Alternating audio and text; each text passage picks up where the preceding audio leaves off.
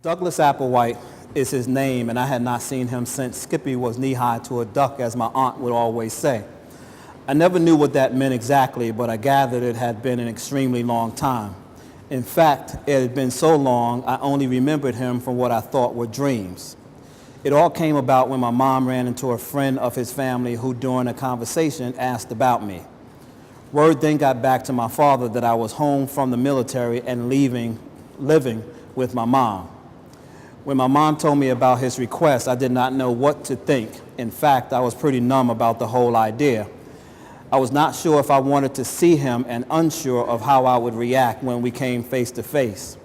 I asked my mom to tell me a little about him before I made up my mind.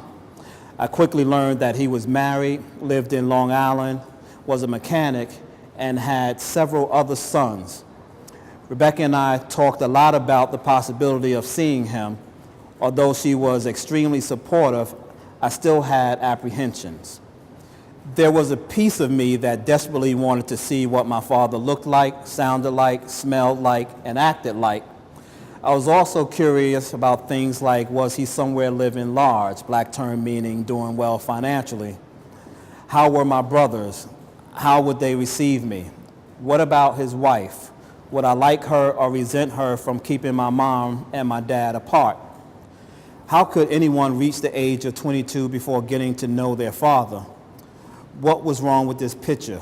Should I be angry? Should I be resentful? Or should I be grateful that he wanted to see me?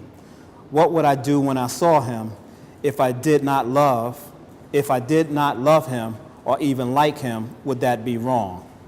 It's a daunting feeling when you have that many questions in your head and no one to answer them except the very person who have not seen for your entire life. Furthermore, I was struggling with my own family situation.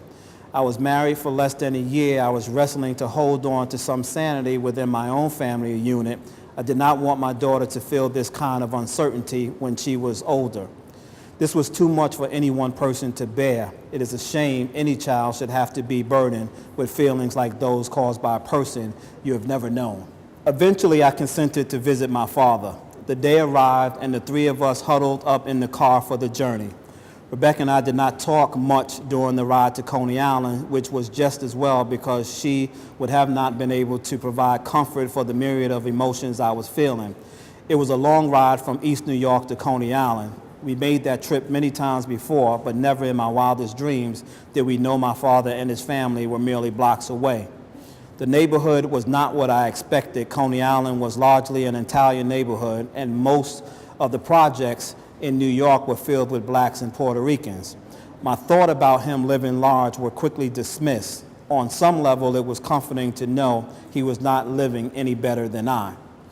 As we approached the apartment, my heart raced faster, and it felt like my head was going to burn up. 22 years of the unknown was about to change. I would either get all of my questions answered or none of them. The biggest question I had for myself was whether I would call him Dad or Mr. Applewhite. My internal conversation told me if I called him Dad, I would be giving up something of myself. I thought after all these years, he does not deserve the satisfaction of being called Dad. It was difficult to look into the face of a man who I barely knew and view as a parent.